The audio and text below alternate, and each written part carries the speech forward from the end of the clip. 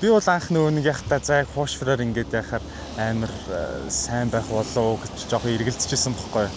Тэгэл ер нь хүн баг авахтаа гэж бодчихсон чинь тэгэл гинт амар вайрал болоод одоо ч юм амар л байна.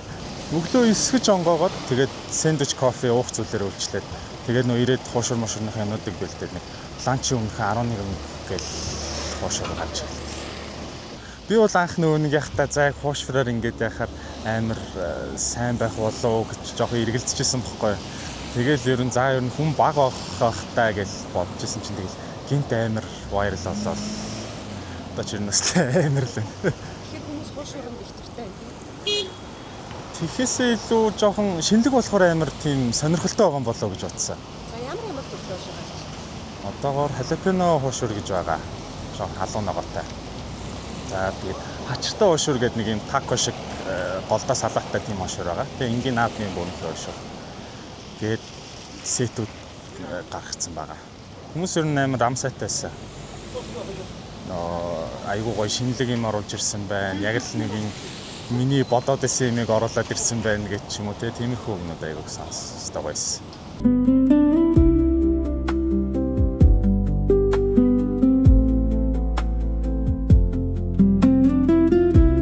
Манайх ер нь цэвэрч байдлаараа л гарч ирээ гэж бодсон доо. Одоо нэг юугаар ханаас нь хүн ирээд харахад ч гэсэн тийм нэг жоохон цэвэрхэн газраас л юм хийх зорно шүү дээ.